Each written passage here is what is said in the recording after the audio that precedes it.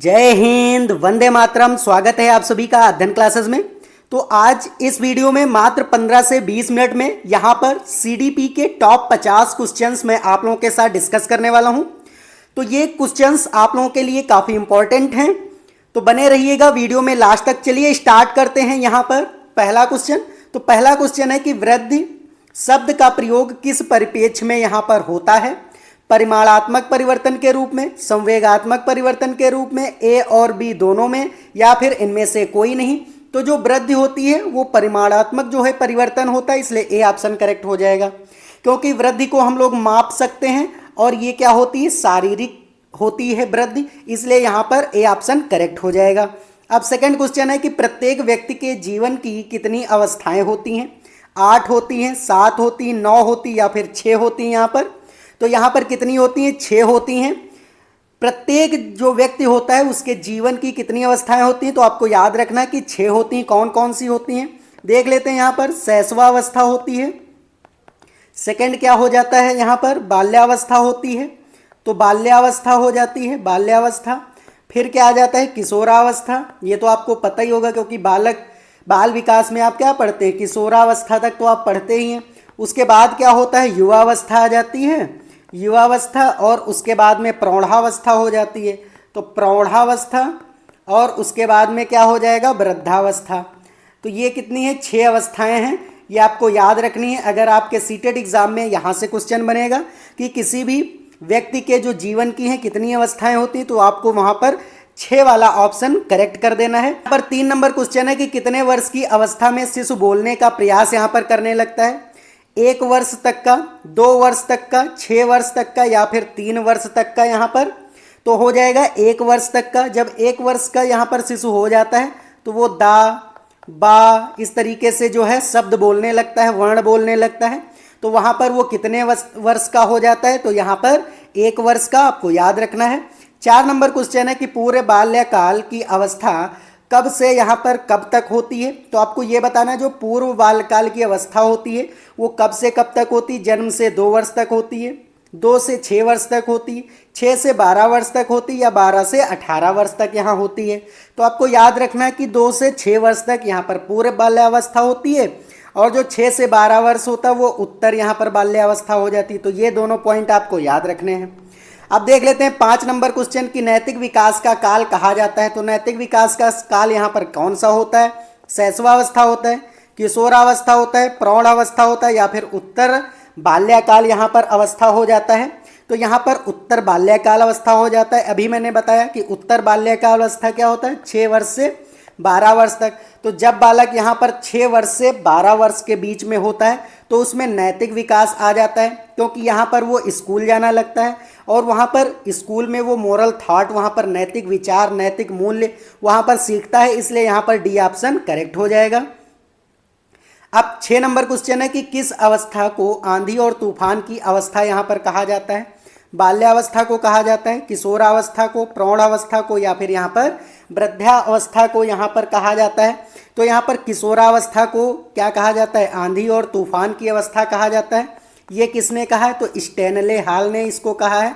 ये आपको याद रखना है कि स्टैनले हॉल कहते हैं जो किशोरावस्था होती है वो बालक के आंधी और तूफान की अवस्था होती है, क्योंकि इसमें क्या होते हैं, यहाँ पर वेग सबसे ज़्यादा प्रबल होते हैं बालक में, इसलिए यहाँ पर आंधी और तूफान की अवस्था इसको कहा है स्टैनले हॉल ने, इसलिए क्या हो जाएगा, बी ऑप्शन आपको करेक्ट कर देना है। और दोस्तों अगर आपको ये वीडियो अच्छा लग रहा है तो वीडियो को लाइक कर दीजिए, और नए हैं चैनल पर तो इसको सब्सक्राइब जरूर कर दीजिए। अब 7 नंबर क्वेश्चन देख लेते हैं कि निम्नलिखित में से संवेग का प्रकार नहीं है। तो यहाँ पर संवेग का कौन सा प्रकार नहीं? करुणा व दुख, घृणा, खेलकूद, या फिर वात्सल्य? तो यहाँ पर आपको याद रखना कि खेलकूद जो है वो संवेग का प्रकार नहीं होता है। और यहाँ पर जो टोटल संवेग हैं वो कितने संवेग हैं? तो 14 संवेग बताए गए हैं। आपको याद रखना कि टोटल जो कुल संवेग होते हैं वो कितने होते हैं? तो आपको याद रखना है कि ये 14 होते हैं टोटल, आपको याद रखना है। और जो मूल संवेग होते हैं, जन्मजात जो संवेग होते हैं वो 4 होते हैं, वो भी आपको याद रखना है। तो यहाँ पर सी ऑप्शन करेक्ट हो जाएगा। अब 8 नंबर क्वेश्चन है कि बाल्यावस्था को शिक्षा शास्त्रियों ने क्या कहा है? यहाँ पर अकेली आयु कहा है, समूह की आयु कहा है, ए व बी दोनों कहा है, या फिर इनमें से कोई नहीं कहा है? तो जो बाल्यावस्था होती है वो समूह की आयु यहाँ पर होती है, क्योंकि बाल्यावस्था में बालक समूह में रहना, ग्रुप बना करके रहना पसंद करते हैं, इसलिए यहाँ पर बी ऑप्शन करेक्ट हो जाएगा। अब 9 नंबर क्वेश्चन है कि किशोरावस्था में मस्तिष्क का भार यहाँ पर कितना होता है? 350 ग्राम होता है, 1260 ग्राम होता है, 1260 ग्राम से 1400 ग्राम होता है, या फिर यहाँ पर क्या हो जाएगा 1600 ग्राम होता है। तो आपको याद रखना है जो किशोरावस्था में यहाँ पर मस्तिष्क का भार जो होता है वो यहाँ पर 1260 से 1400 ग्राम के बीच होता है, इसलिए यहाँ पर सी ऑप्शन करेक्ट हो जाएगा। तो मैं यहाँ पर ये सुपर फास्ट तरीके से मात्र 20 से 25 मिनट का ये वीडियो होने वाला है। वीडियो ये आपके लिए काफ़ी इंपॉर्टेंट है सीटेट के लिए। यहाँ से आपके बहुत सारे क्वेश्चंस बनेंगे आपके सीटेट एग्जाम में, तो ये काफ़ी इंपॉर्टेंट है। आप जरूर देखिएगा, लास्ट तक जरूर देखिएगा, क्योंकि ये 50 क्वेश्चंस काफ़ी इंपॉर्टेंट है और बहुत मेहनत करके सर्च करके ये सारी चीज़ें यहाँ पर संग्रहित की गई हैं। तो चलिए देख लेते हैं हम 10 नंबर क्वेश्चन कि संवेग के प्रमुख प्रकार में कौन सा यहाँ पर शामिल नहीं है? क्रोध, अधिगम, भय या प्रेम। तो यहाँ पर क्या हो जाएगा, कौन यहाँ पर मूल संवेग नहीं है? तो यहाँ पर अधिगम नहीं है, क्योंकि क्रोध, भय और प्रेम जो है ये मूल संवेग होते हैं।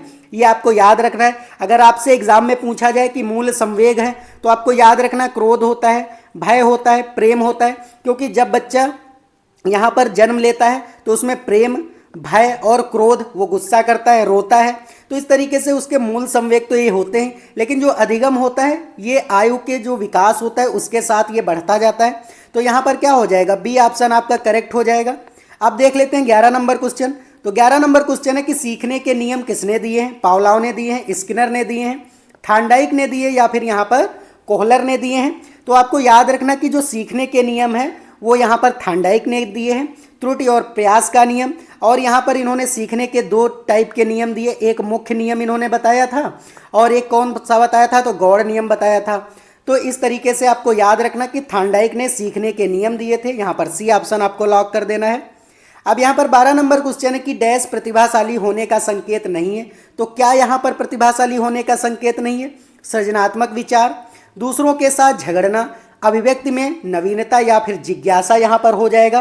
तो दूसरों के साथ झगड़ना ही यहाँ पर क्या है, प्रतिभाशाली होने का संकेत नहीं है, क्योंकि अगर आप प्रतिभाशाली हैं तो क्या आप झगड़ेंगे? तो ऐसा तो नहीं होगा, इसलिए बी ऑप्शन यहाँ पर आपको लॉक कर देना है।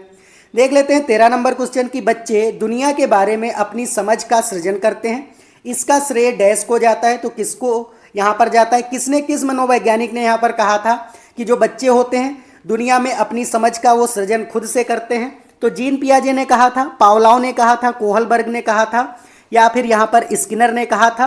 तो आपको याद रखना है कि यहाँ पर जीन पियाजे ने कहा था।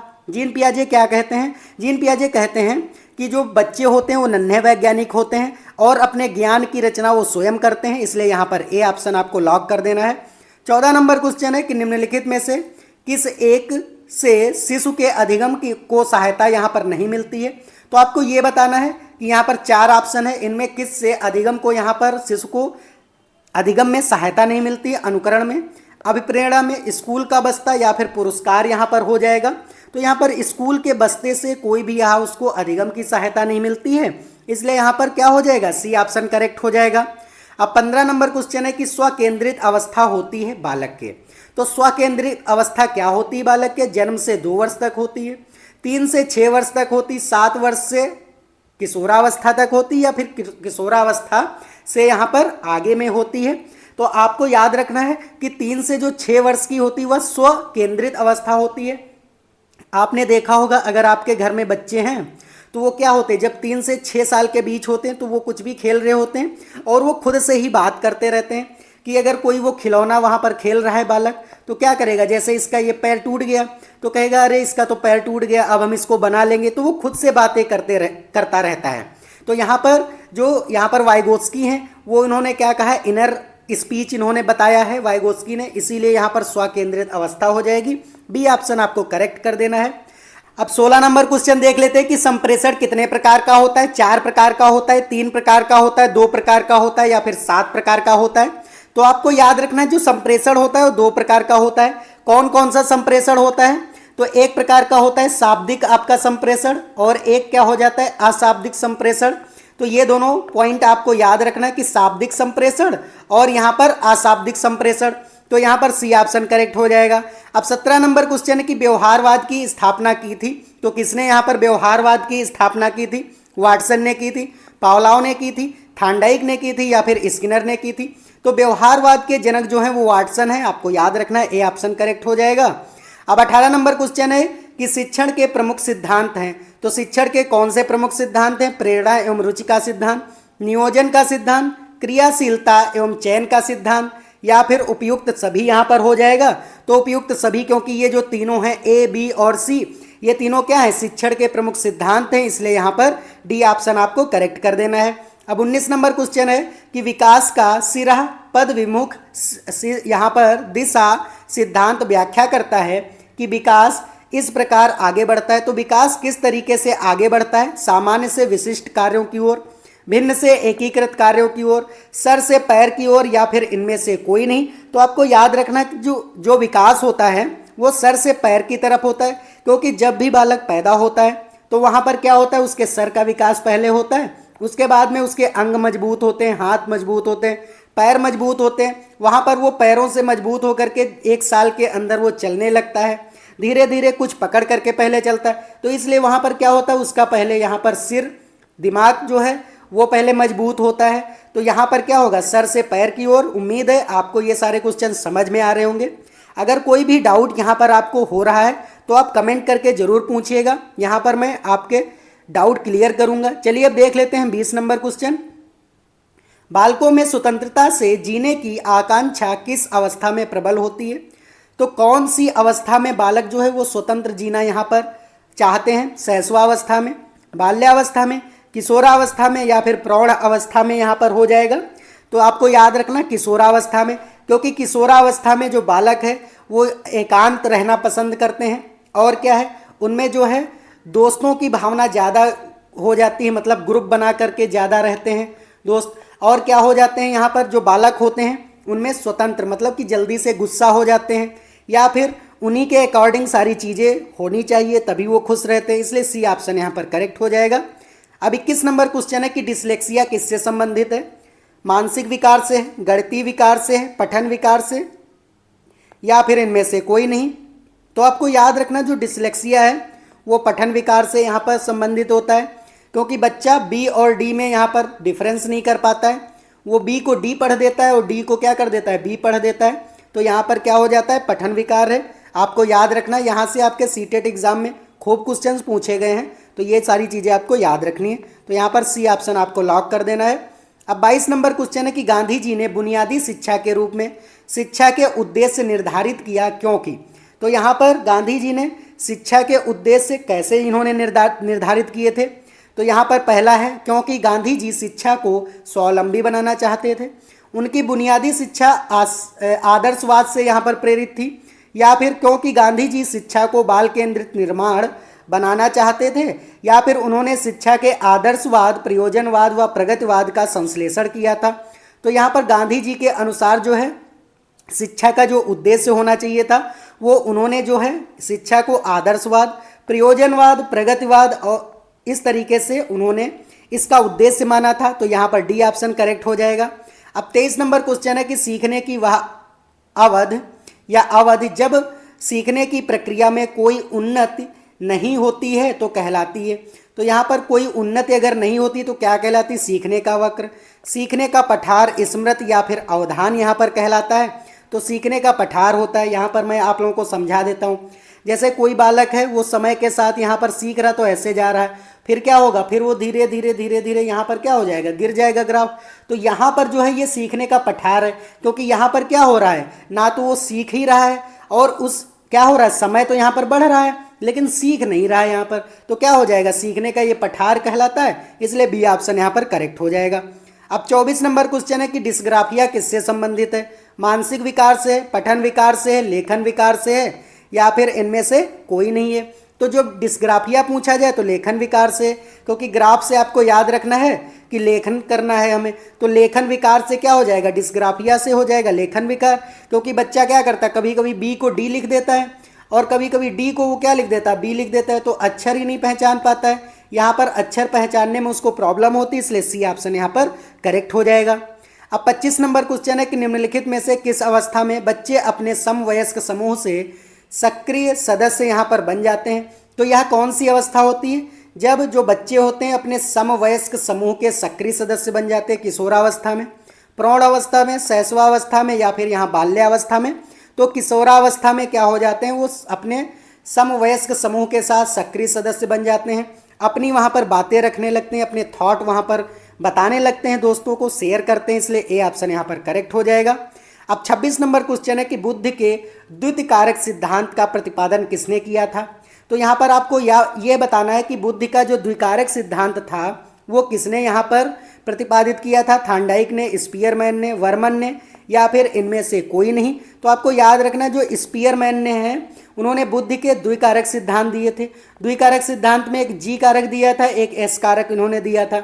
जी में क्या हो जाता था, जनरल वहाँ पर हो जाता, एस का मतलब था स्पेसिफिक, तो यहाँ पर 2 हो जाएंगे। बी ऑप्शन आपको करेक्ट कर देना है। अब देख लेते हैं 27 नंबर क्वेश्चन। तो 27 नंबर क्वेश्चन है कि बच्चों की सीखने की प्रक्रिया में माता पिता को किस प्रकार की भूमिका यहाँ पर निभानी चाहिए। नकारात्मक, अग्रोन्मुखी, सहानुभूतिपूर्ण या फिर तटस्थ। तो यहाँ पर क्या हो जाएगा, अग्रोन्मुखी उनको यहाँ पर भूमिका निभानी चाहिए, क्योंकि घर से ही बच्चे जो होते हैं सीखते हैं, और घर ही क्या होती है, बच्चों की जो है वो प्रथम पाठशाला होती है। प्रथम पाठशाला कौन होती है, तो घर ही होता है। इसलिए जो है यहाँ पर उनके जो माता पिता बच्चों के होने चाहिए, उनकी भूमिका एक अग्रोन्मुखी पॉजिटिव वे में होनी चाहिए, इसलिए बी ऑप्शन करेक्ट हो जाएगा। उम्मीद है आपको सारे क्वेश्चन समझ में आ रहे होंगे। ये यहाँ पर सीडीपी का एक स्पेशल वीडियो है, तो आपको यहाँ पर अगर आप नए हैं चैनल पर तो इसको सब्सक्राइब कर लीजिए। और मेरी एक और यहाँ पर सीरीज़ चल रही है जिसमें कि मैं हिंदी की कंप्लीट आपके 15 यहाँ पर प्रैक्टिस सेट करा रहा हूँ, ईवीएस के भी 15 प्रैक्टिस सेट करा रहा हूँ। तो यहाँ पर जब ये 30 प्रैक्टिस सेट कंप्लीट हो जाएंगे तो यहाँ पर सीडीपी के भी 15 प्रैक्टिस सेट यहाँ पर मैं और करवाऊँगा। तो टोटल 45 प्रैक्टिस सेट मैं यहाँ पर करवाने वाला हूँ इस चैनल पर। तो आप अगर नए हैं तो इसको सब्सक्राइब कर लीजिए, जिससे कि जब ये वीडियो मैं बनाऊँ तो उनकी नोटिफिकेशन आपसे मिस ना हो, और यहाँ से आपकी तैयारी बहुत बेहतर हो जाएगी। अगर मैं जितना ही करवा रहा हूँ आप पूरा करते चले जाएंगे, प्रैक्टिस सेट सारे देखते चले जाएंगे, तो आपके यहाँ पर सीटेट में 120 प्लस आराम से आ जाएंगे मार्क्स। चलिए अब देख लेते हैं 28 नंबर क्वेश्चन है कि आपके अनुसार शिक्षण है। तो आपके अनुसार शिक्षण कैसा है, एक प्रक्रिया है, एक कला है, एक कौशल है, या फिर सेकेंड और थर्ड ये दोनों सही हैं, मतलब कि बी और सी यहाँ पर दोनों सही हैं। तो आपको याद रखना है कि बी और सी मतलब कि यहाँ पर क्या हो जाएगा, एक कला भी है और एक कौशल भी है। तो क्योंकि शिक्षण क्या है, एक कला भी है और एक कौशल भी, इसलिए डी ऑप्शन यहाँ पर करेक्ट हो जाएगा। 29 नंबर क्वेश्चन है कि मानव आवश्यकताओं का पदानुक्रम किसने दिया है। तो मानव की आवश्यकताओं का पदानुक्रम किसने दिया, थांडाइक ने दिया, मैस्लो ने दिया, क्रूज द्वारा दिया गया, या फिर कोफका द्वारा यहाँ पर दिया गया। तो यहाँ पर मैस्लो के द्वारा दिया गया था, इसलिए बी ऑप्शन यहाँ पर करेक्ट हो जाएगा। अब 30 नंबर क्वेश्चन है कि चिंतन संज्ञानात्मक पक्ष में एक सामाजिक क्रिया है, यह कथन किसने दिया है। जॉन डीवी ने दिया है, गिलफोर्ड द्वारा दिया गया, क्रूज द्वारा, या फिर रॉस द्वारा यहाँ पर दिया गया। तो ये रॉस द्वारा दिया गया था, क्योंकि चिंतन का संज्ञानात्मक पक्ष जो है वो रॉस द्वारा दिया गया, इसलिए डी ऑप्शन यहाँ पर करेक्ट हो जाएगा। 31 नंबर क्वेश्चन है कि बाल मनोविज्ञान के आधार पर कौन सा कथन यहाँ पर सर्वोत्तम सही है। कि सारे बच्चे एक जैसे होते हैं, कुछ बच्चे एक जैसे होते हैं, कुछ बच्चे विशिष्ट होते हैं, या फिर प्रत्येक बच्चा विशिष्ट होता है। तो यहाँ पर 31 क्वेश्चन जो है उसका डी ऑप्शन करेक्ट हो जाएगा, क्योंकि प्रत्येक बच्चा क्या होता है, विशिष्ट होता है। सभी जो है बच्चे जो होते हैं उनमें व्यक्तिगत विभिन्नताएं पाई जाती हैं, एक जैसा कोई भी बालक नहीं होता है। तो इस तरीके से यहाँ पर डी ऑप्शन करेक्ट हो जाएगा। अब 32 नंबर क्वेश्चन है कि समायोजन से तात्पर्य स्वयं का विभिन्न परिस्थितियों में अनुकूलन करना है ताकि संतुष्ट किया जा सके दूसरों को, प्रेरकों को, उद्देश्यों को, या फिर आवश्यकताओं को यहाँ पर संतुष्ट किया जा सके। तो आवश्यकताओं को यहाँ पर संतुष्ट किया जा सके, इसलिए यहाँ पर समायोजन किया जाता है। तो यहाँ पर डी ऑप्शन करेक्ट हो जाएगा। अब 33 नंबर क्वेश्चन है निम्न में से कौन सा व्यवहार भावात्मक बाधा को प्रदर्शित नहीं करता है। तो यहाँ पर आपको ये बताना है कि बच्चे का कौन सा व्यवहार जो है वो भावनात्मक बाधा को प्रदर्शित नहीं करता है। बाल अपराध, कमजोरों को डराने वाला, भगोड़ापन, या फिर शालीनता यहाँ पर हो जाएगा। तो शालीनता ही जो है वो भावनात्मक बाधा को प्रदर्शित नहीं करता है, इसलिए डी ऑप्शन आपको टिक कर देना है। अब देख लेते हैं 34 नंबर क्वेश्चन की अंतर्दृष्टि जो सूझ द्वारा सीखने के सिद्धांत में कोहलर ने किसका प्रयोग किया था। कुत्ते पर प्रयोग किया था, यहाँ पर वन मानुषों पर प्रयोग किया था, बिल्ली पर, या फिर चूहों पर। तो जो सूझ द्वारा जो अंतर्दृष्टि का सिद्धांत था कोहलर ने जो है वन मानुषों पर किया था, और जो वनमानुष जो इन्होंने चिंपैंजी लिया था उसका नाम यहाँ पर क्या था, तो आपको याद रखना है सुल्तान उसका नाम था। तो इस तरीके से बी ऑप्शन यहाँ पर करेक्ट हो जाएगा। अब 35 नंबर क्वेश्चन है कि यह आवश्यक नहीं है कि उच्च बुद्धि वाले यहाँ पर बच्चे डैश में भी उच्च होंगे, सृजनशीलता में, अध्ययन में, विश्लेषण में या फिर अच्छे अंक प्राप्त करने में। तो यहाँ पर जो हो जाएगा सृजनशीलता में। यह जरूरी नहीं होता है, अगर उच्च बुद्धि लब्धि वाले बच्चे हैं वो सृजनशील ही हो, कुछ अलग क्रिएटिविटी उनके अंदर हो, तो इसलिए यहाँ पर ए ऑप्शन करेक्ट हो जाएगा। अब 36 नंबर क्वेश्चन है कि ज्ञान को केंद्रित करने की आंतरिक दशा क्या है, अवधि है, नवीनता है, रुचि है या फिर आकार यहाँ पर हो जाएगा। तो यहाँ पर क्या हो जाएगा, रुचि होती है, इसलिए यहाँ पर सी ऑप्शन करेक्ट हो जाएगा। अब 37 नंबर क्वेश्चन है कि अधिगम की प्रमुख प्रभावशाली विधियां कौन सी है, करके सीखना, अनुकरण द्वारा सीखना, निरीक्षण करके सीखना या उपयुक्त सभी। तो ये सभी यहाँ पर अधिगम की प्रभावशाली विधियां, इसलिए डी ऑप्शन यहाँ पर करेक्ट हो जाएगा। चलिए देख लेते हैं 38 नंबर क्वेश्चन कि वंशानुक्रम सिद्धांत के प्रतिपादक कौन थे, गाल्टन थे, थांडाइक थे, सोरेनन थे या फिर यहाँ पर मेंडल थे। तो आपको याद रखना है जो मेंडल थे यहाँ पर इन्होंने वंशानुक्रम सिद्धांत का प्रतिपादन किया था, इसलिए डी ऑप्शन करेक्ट हो जाएगा। मेंडल जो थे उन्होंने क्या किया था, मटर के पौधों पर वंशानुक्रम सिद्धांत को प्रूव किया था, इसलिए डी ऑप्शन यहाँ पर आपको टिक कर देना है। अब 39 नंबर क्वेश्चन देख लेते हैं कि सुकरात ने किस शिक्षण विधि का यहाँ पर प्रतिपादन किया था, प्रश्नोत्तरी व वाद विवाद विधि, प्रयोगात्मक विधि, मूल्यांकन विधि या फिर कहानी विधि। तो सुकरात ने यहाँ पर प्रश्नोत्तरी व वाद विवाद विधि का यहाँ पर इन्होंने प्रतिपादन किया था, इसलिए ये ऑप्शन करेक्ट हो जाएगा। और प्रश्नोत्तरी विधि को क्या कहा जाता है, सुकराती विधि भी कहा जाता है, ये भी आपको याद रखना है। तो प्रश्नोत्तरी विधि को क्या कहा जाता है, सुकराती विधि भी कहा जाता है। तो यहाँ पर सुकरात ने प्रश्नोत्तरी विधि का यहाँ पर प्रतिपादन किया था, इसलिए ए ऑप्शन यहाँ पर करेक्ट हो जाएगा। 40 नंबर क्वेश्चन है कि गांधी जी की बुनियादी शिक्षा को किस नाम से जाना जाता है, बुनियादी शिक्षा योजना, वर्धा शिक्षा योजना, साबरमती शिक्षा योजना या फिर उपयुक्त सभी यहाँ पर हो जाएगा। तो वर्धा शिक्षा योजना जो कि गांधी जी की बुनियादी शिक्षा थी उसको वर्धा शिक्षा योजना के नाम से जाना जाता है, इसलिए यहाँ पर क्या हो जाएगा, बी ऑप्शन करेक्ट हो जाएगा। और इन्होंने जो गांधी जी ने है यहाँ पर वर्धा शिक्षा योजना में 3H यहाँ पर इन्होंने इंट्रोड्यूस किया था। 3H का मतलब क्या है, यहाँ पर हार्ट है, फिर क्या है, हेड है और यहाँ पर हैंड है। तो इसके द्वारा इन्होंने शिक्षा का प्रतिपादन किया था, तो यहाँ पर इन्होंने 3H भी यहाँ पर इंट्रोड्यूस किए थे वर्धा शिक्षा योजना में, तो आपको ये भी याद रखना है। 41 नंबर क्वेश्चन देख लेते हैं कि रविन्द्रनाथ टैगोर के अनुसार प्राथमिक शिक्षा कैसी होनी चाहिए। तो यहाँ पर आपको बताना है कि जो रविन्द्रनाथ टैगोर हैं उनके अनुसार प्राथमिक शिक्षा कैसी होनी चाहिए, विषय वस्तु केंद्रित होनी चाहिए, अनुभव केंद्रित होनी चाहिए, व्यवसाय केंद्रित होनी चाहिए या फिर बुद्धि गुणांक केंद्रित होनी चाहिए। तो यहाँ पर अनुभव केंद्रित होनी चाहिए, क्योंकि रविन्द्रनाथ टैगोर कहते थे कि जो बच्चों को शिक्षा दी जाए वो अनुभव केंद्रित होनी चाहिए, अनुभव के द्वारा यहाँ पर शिक्षा दी जानी चाहिए, इसलिए बी ऑप्शन आपको टिक कर देना है। 42 नंबर क्वेश्चन है कि कोहलबर्ग द्वारा विकसित मानसिक विकास सिद्धांत किस पर आधारित था, यहाँ पर पियाजे के सिद्धांतों पर, विनय के बुद्धि परीक्षण परिणाम के आधार पर या फिर सक्रमिक नैतिक विकास सिद्धांतों पर या फिर उपरोक्त सभी यहाँ पर हो जाएगा। तो यहाँ पर जो है सक्रमिक नैतिक सिद्धांतों पर, यहाँ पर विकास के सिद्धांतों पर, इसलिए यहाँ पर सी ऑप्शन करेक्ट हो जाएगा। 43 नंबर क्वेश्चन है कि व्यक्ति के आंतरिक गुण हैं। तो व्यक्ति के आंतरिक गुण क्या है, अंतः प्रेरणा का उद्देश्य, संवेग एवं प्रत्यक्ष इच्छा या फिर उपरोक्त सभी यहाँ पर हो जाएगा। तो उपरोक्त सभी, क्योंकि ये सभी क्या है, व्यक्ति के आंतरिक गुण ही हैं। अगर अंतः प्रेरणा आ रही है तो ये भी आंतरिक गुण है, संवेग आ रहा है तब भी आंतरिक गुण है, इच्छा यहाँ पर है ये भी आंतरिक गुण है, इसलिए डी ऑप्शन आपको टिक कर देना है। अब 44 नंबर क्वेश्चन है कि शिक्षण अधिगम प्रक्रिया के कितने अंग होते हैं, 5 होते, 2 होते, 8 होते या फिर 4 होते हैं यहाँ पर। तो यहाँ पर कितने होते, 5 होते हैं। तो यहाँ पर शिक्षण अधिगम प्रक्रिया में कितने अंग होंगे, 5 होंगे। पहला क्या होगा, शिक्षार्थी हो जाएगा, दूसरा शिक्षक होता है, तीसरा यहाँ पर पाठ्य पुस्तक हो जाएगा, चौथा जो होता है शिक्षण विधि और जो 5वां होता है ये शिक्षण अधिगम हो जाता है।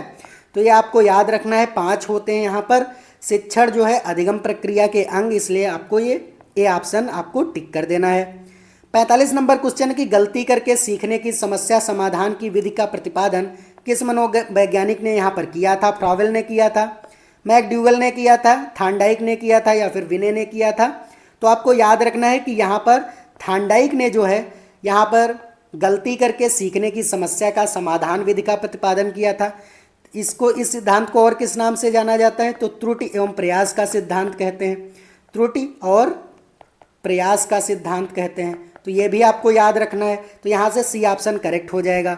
46 नंबर क्वेश्चन है कि अत्यधिक वाचाल, प्रसन्न चित्त तथा सामाजिकता के धनी व्यक्ति का व्यक्तित्व कैसा होता है? अंतर्मुखी होता है, बहिर्मुखी होता है, संतुलित होता है, या फिर इनमें से कोई नहीं? तो जो इस तरीके का जो व्यक्ति होता है उसका जो व्यक्तित्व होता है वो बहिर्मुखी होता है, इसलिए यहाँ पर बी ऑप्शन करेक्ट हो जाएगा। अब 47 नंबर क्वेश्चन देख लेते हैं कि मनोविज्ञान चेतना का विज्ञान है, यह किसका कथन है? जेम्स का है, टर्मन का है, पावलाव का है, या फिर यहाँ पर थॉर्नडाइक का है? तो आपको याद रखना है कि जो ये कथन है वो यहाँ पर जेम्स का है, इसलिए क्या हो जाएगा? ए ऑप्शन करेक्ट हो जाएगा, क्योंकि जेम्स ने कहा है कि मनोविज्ञान जो है चेतना का विज्ञान है, इसलिए यहाँ पर ए ऑप्शन आपको करेक्ट कर देना है। 48 नंबर क्वेश्चन है कि पियाजे ने बच्चों के बौद्धिक स्तरों की कितनी संख्या यहाँ पर बताई है? 5 बताई है, 4 बताई है, 6 बताई, या फिर यहाँ 10 बताई है? तो यहाँ पर कितनी इन्होंने, पियाजे ने बताई है बौद्धिक स्तरों की संख्या? तो यहाँ पर इन्होंने 4 बताई है। कौन कौन सी बताई है? संवेदी पेशी अवस्था, पूर्व संक्रियात्मक अवस्था, मूर्त संक्रियात्मक अवस्था और औपचारिक अवस्था। तो पहली इन्होंने क्या बताई? संवेदी पेशी अवस्था बताई है। दूसरी कौन सी बताई है? पूर्व संक्रियात्मक अवस्था बताई है। तो ये भी आपको याद रखना है, संक्रियात्मक, ये खूब पूछा जाता है आपके सीटेट में। थर्ड क्या हो जाता है? मूर्त संक्रियात्मक हो जाता है। और इसके बाद में क्या, चौथा जो होता है वो औपचारिक हो जाता है, संक्रियात्मक, औपचारिक। तो ये यहाँ से आपको इस तरीके से याद रखना है। तो इन्होंने, पियाजे ने कितने बौद्धिक स्तरों की संख्या बताई है? तो यहाँ पर 4 बताई है, इसलिए बी ऑप्शन करेक्ट हो जाएगा। 49 नंबर क्वेश्चन है कि एक अच्छी पाठ्य पुस्तक का प्रमुख गुण क्या होता है? ऊपरी साज सज्जा, उपरयुक्त उदाहरण द्वारा विषय वस्तु प्रस्तुत करना, कम दाम, या फिर उचित भाषा? तो बी ऑप्शन करेक्ट होगा, क्योंकि पहले आपको उदाहरण देना है, उसके बाद विषय वस्तु को प्रस्तुत करना है। तो यहाँ पर बी ऑप्शन करेक्ट हो जाएगा। 50 नंबर और लास्ट इस प्रैक्टिस सेट का क्वेश्चन है। तो अगर आपको ये वीडियो अच्छा लगा है तो वीडियो को लाइक कर दीजिए, और चैनल पर नए हैं तो इसको सब्सक्राइब जरूर कर दीजिए, क्योंकि इस तरीके के ही मैं आप लोगों को और भी बहुत सारे यहाँ पर प्रैक्टिस सेट कराने वाला हूँ। तो आप चैनल से जरूर जुड़ जाइएगा। चलिए देख लेते हैं कि अधिगम के प्रमुख सिद्धांतों में कौन से सिद्धांत यहाँ पर शामिल है। थॉर्नडाइक का यहाँ पर प्रयास एवं त्रुटि का सिद्धांत, पावलाव का संबंध प्रतिक्रिया का सिद्धांत, स्किनर का क्रिया प्रसूत अधिगम का सिद्धांत, या फिर उपरोक्त सभी? तो यहाँ पर अधिगम के ये सभी सिद्धांत, इसलिए आपको डी ऑप्शन आपको यहाँ पर लॉक कर देना है। तो उम्मीद है आपको ये सारे क्वेश्चन समझ में आए होंगे। अगर कोई भी डाउट है तो आप ज़रूर पूछिएगा। चलिए अब मिलते हैं नेक्स्ट वीडियो में, तब तक के लिए जय हिंद, जय भारत।